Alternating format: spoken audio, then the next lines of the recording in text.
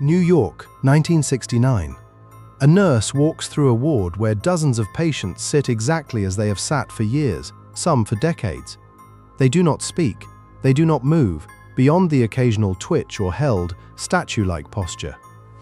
Their charts stretch back further than most of the staff have been alive. Some of these people arrived here in the 1920s as children or young adults, and never left. A young physician has just started giving them an experimental drug, one normally used for a completely different condition, on not much more than a hunch. Within days, something happens that no one on that ward has words for. A man who has not spoken in over 30 years opens his eyes, looks around the room, and asks what year it is. This is the story of a disease that swept the entire world for roughly a decade, disappeared almost as suddenly as it arrived, and left behind tens of thousands of people frozen somewhere between asleep and awake for the rest of their lives, a disease that medicine still, to this day, has never fully explained. Quick warning before we go further.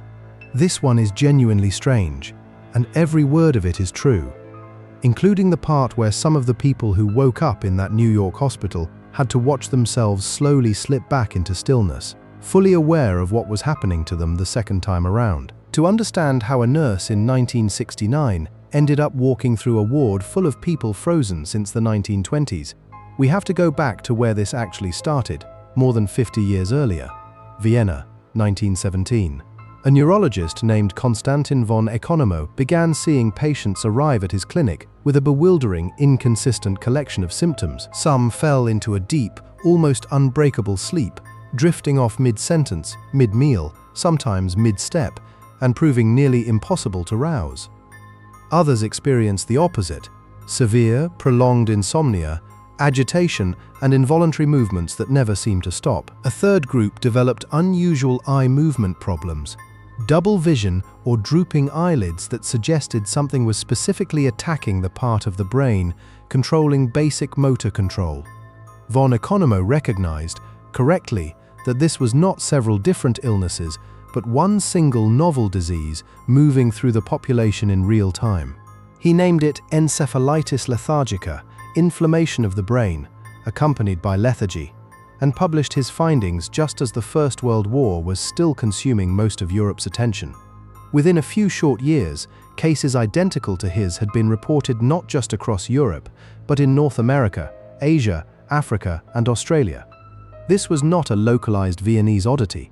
It was a genuine global epidemic, moving largely in parallel with, and initially sometimes confused for, the far more famous influenza pandemic that struck at almost exactly the same historical moment.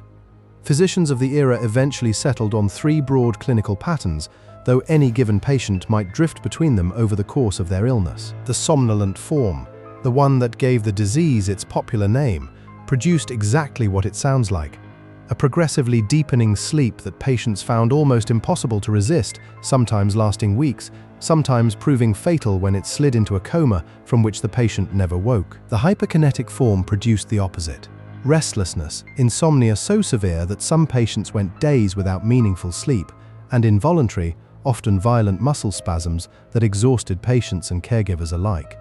And a third pattern centered on the eyes and face specifically, producing double vision, drooping eyelids, and an unmistakable difficulty controlling basic eye movement that, to an attentive physician like von Economo, pointed clearly toward a very specific, deep region of the brainstem as the site of the underlying damage. Between roughly 1915 and 1926, estimates suggest at least 1 million people worldwide were affected by encephalitis lethargica, with somewhere around a third of those cases ending in death during the acute phase of the illness alone. That would already make it one of the more significant infectious disease events of the 20th century, and yet because it arrived practically shoulder to shoulder with the far deadlier 1918 influenza pandemic, it has been almost entirely crowded out of popular historical memory, remembered today, if at all, mostly as a strange medical footnote rather than the mass global event it actually was. It is worth sitting with just how strange that timing really was. The 1918 influenza pandemic killed tens of millions of people in a matter of months, an emergency so overwhelming that it consumed nearly every available column inch of public health attention across multiple continents at once. Encephalitis lethargica, arriving in overlapping waves across those same years, produced a dramatically smaller death toll in comparison, but a far stranger and, in its own way, more disturbing legacy. Not a fast, brutal peak followed by recovery, but a slow-motion catastrophe playing out over a decade, followed by tens of thousands of long-term survivors whose suffering would stretch on for decades after the acute emergency had technically ended. A pandemic that kills quickly tends to dominate the history books. A slower disease that quietly disables people for the rest of their lives, without a dramatic single peak to point to, is far easier for history to simply lose track of. The disease did not behave the way an infection was supposed to behave, and this alone made it deeply unsettling to the physicians trying to understand it. Some patients recovered completely within weeks. Some died within days of onset. But a disturbingly large number of survivors entered something else entirely. A prolonged, sometimes permanent state combining extreme lethargy, muscular rigidity, and a mask-like stillness of the face. A condition that came to be known as post-encephalitic Parkinsonism because it closely resembled the tremors and frozen movement of Parkinson's disease, except appearing in people, including children, who had no business developing anything resembling it. Newspapers of the era, in the cities hit hardest, struggled with the same basic problem doctors did. This illness simply did not fit any recognizable script. Reports from London, Paris, and New York across the early 1920s describe outbreaks moving through schools, factories, and entire neighborhoods with no clear pattern connecting who fell seriously ill, who recovered quickly, and who slipped into the strange, lingering stillness that would define the rest of their lives. Public health officials, still exhausted from the influenza pandemic that had barely finished sweeping through the same cities, often folded encephalitis lethargica cases into broader flu statistics simply because there was no established, separate category ready to receive them, one more reason the disease would later prove so difficult to trace and quantify with any real precision. For some of these survivors, the transition into this frozen state happened gradually, over months or even years following their initial illness. So slowly that families and physicians alike sometimes failed to notice how completely a person had disappeared into stillness until it was already essentially permanent. A teenager who had recovered from the acute fever might seem entirely normal for a year, then begin moving more slowly, then speaking less, then eventually stop responding to anything around them at all, trapped, as later evidence would strongly suggest, in a fully conscious mind inside a body that had simply stopped obeying it. Other survivors experienced almost the reverse trajectory, a sudden and severe onset of Parkinsonian symptoms in the immediate aftermath of the acute illness, followed by decades of essentially stable, if severely disabled, functioning, neither improving nor obviously declining, simply continuing year after year in whatever frozen or partially frozen state they had settled into. Physicians at the time had no reliable way of predicting, from the character of a patient's initial infection, which of these very different long-term paths a given survivor might follow, which made the disease not just physically devastating, but psychologically exhausting for the families trying to care for someone whose future seemed to offer no clear trajectory at all. What caused encephalitis lethargica in the first place remains, remarkably, an unsettled question even today. Von Economo and his contemporaries suspected a viral cause, consistent with an infectious disease behaving the way this one clearly did, spreading person to person, region to region, in a recognizable epidemic pattern. But no virus was ever conclusively isolated from patients at the time, and later attempts to find genetic traces of a specific pathogen in preserved tissue samples from the era have produced inconsistent, inconclusive results. Some modern researchers have proposed an autoimmune mechanism instead, in which the body's own immune response to an ordinary infection, quite possibly a strain of Streptococcus, mistakenly began attacking specific structures deep in the brain.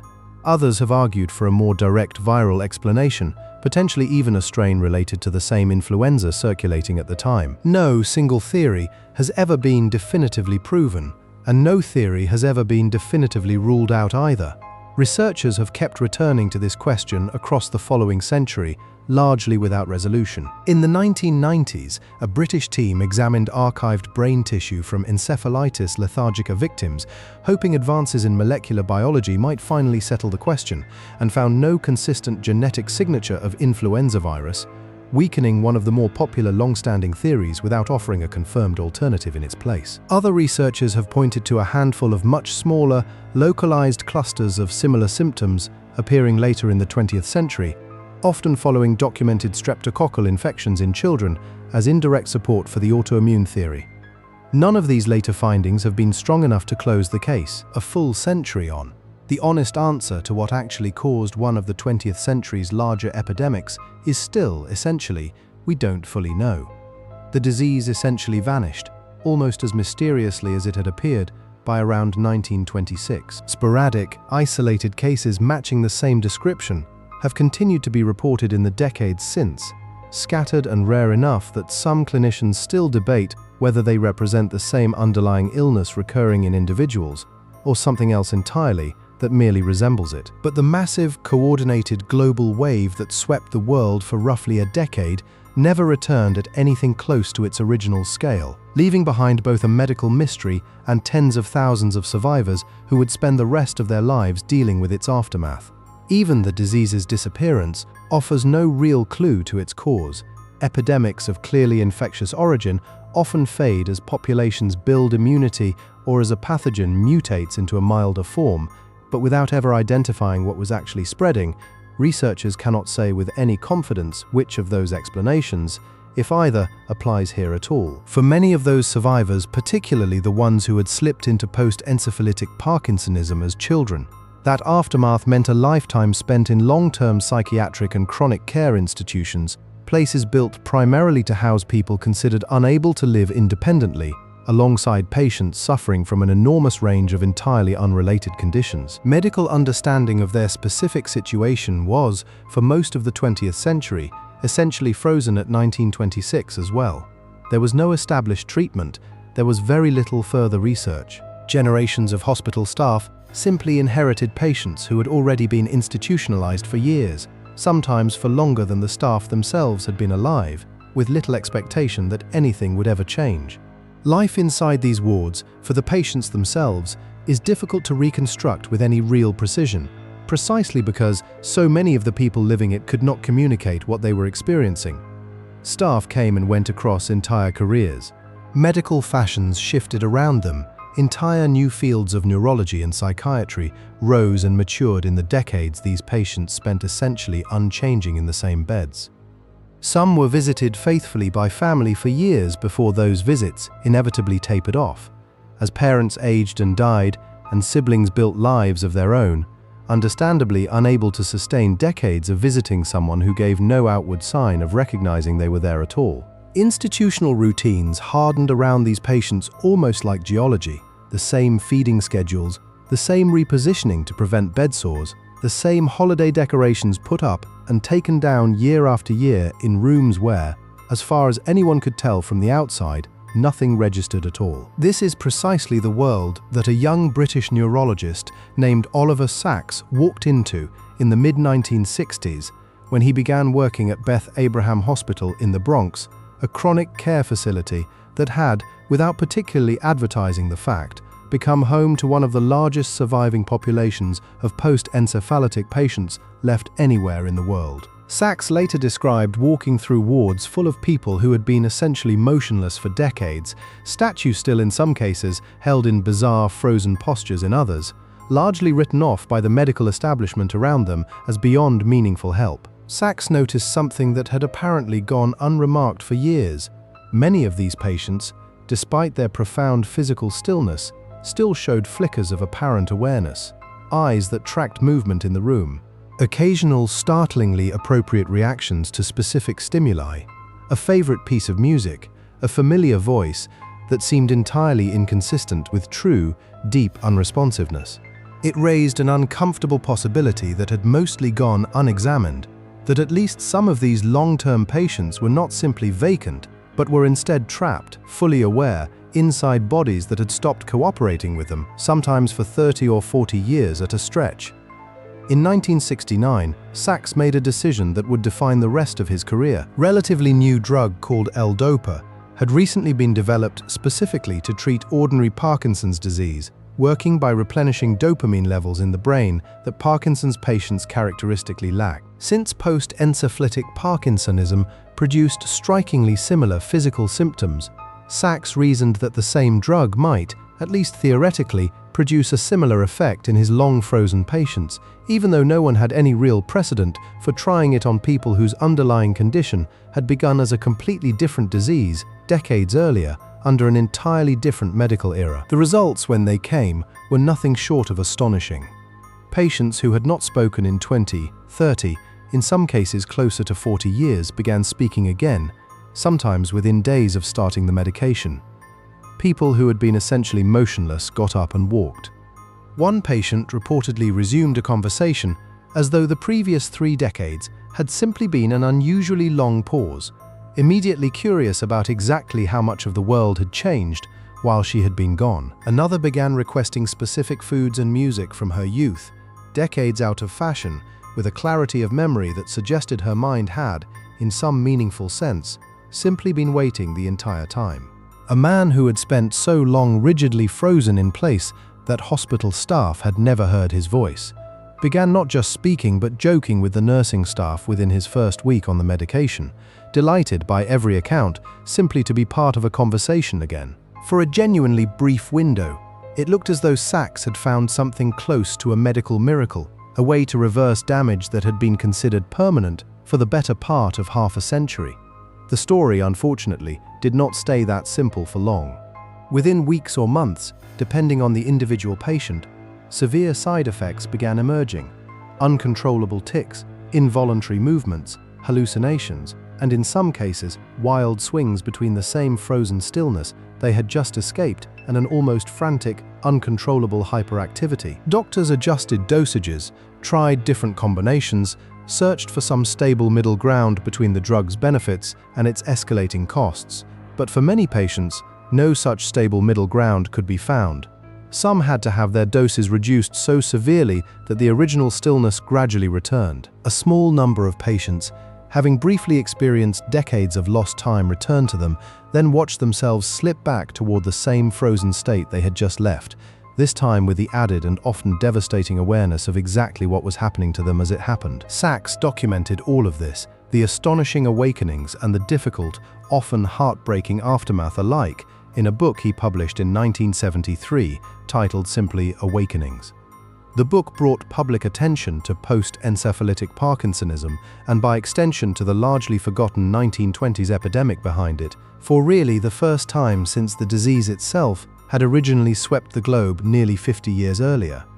A film adaptation followed in 1990, dramatizing the same events for an even wider audience and turning what had been an obscure corner of 20th century medical history into something resembling popular knowledge. There is something quietly telling in the fact that most people who have heard any version of this story at all encountered it through that film, rather than through the original epidemic itself. The 1920s outbreak produced no dramatic newsreel footage that survived into popular memory, no single iconic image the way later health crises would come to have.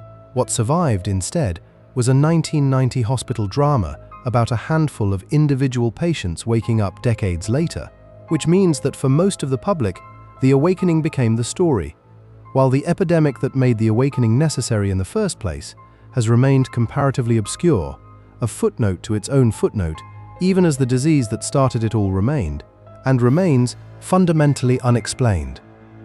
What makes this story sit so uncomfortably, even now, is how many separate mysteries are stacked on top of each other inside it.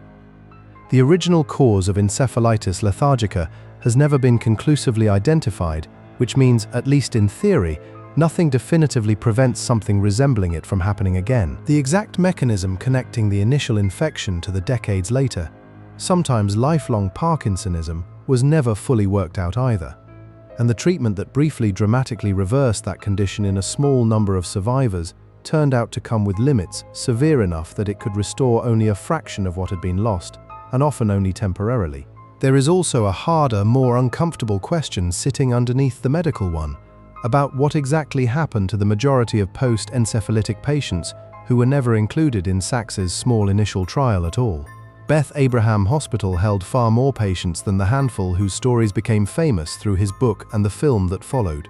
Most long-term institutionalized survivors of the epidemic, across the many other hospitals and asylums scattered around the world that had quietly accumulated their own populations of frozen patients over the decades, never received l-dopa, never had a sax walk through their ward asking different questions than the staff before him had thought to ask, and simply lived out the remainder of their institutionalized lives exactly as they had for years before 1969, unremarked and largely unrecorded.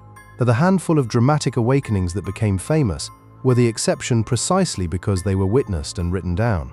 It is worth wondering how many quieter, equally real versions of the same story never found their way into any book at all. The disease that swept the world in the 1920s took, by conservative estimate, hundreds of thousands of lives directly and quietly reshaped tens of thousands more into a condition medicine had no real name for and no real answer to for the better part of half a century. Somewhere in a hospital ward in the Bronx, decades after the epidemic itself had ended, a handful of those reshaped lives briefly, imperfectly, came back into contact with the world they had left behind. Long enough to ask what year it was, long enough to realize exactly how much time had actually passed before the same unexplained illness that took it from them in the first place quietly began. In many cases, to take it back, what remains, a full century later, is a genuinely open case file. No confirmed cause. No confirmed way to predict who among an infected population might develop the delayed, catastrophic form of the illness decades after apparently recovering from the initial fever. No guarantee, given how little is actually understood about the underlying mechanism, that a comparable illness could not quietly begin again somewhere, moving through a population for years before anyone recognized the pattern the way von Economo eventually did in Vienna. The 1920s epidemic ended the way it began, without anyone fully understanding why. Subscribe, and the next time a whole decade of your life feels like it's slipping by too fast, spare a thought for the people who lost 4 of them without ever falling asleep at all.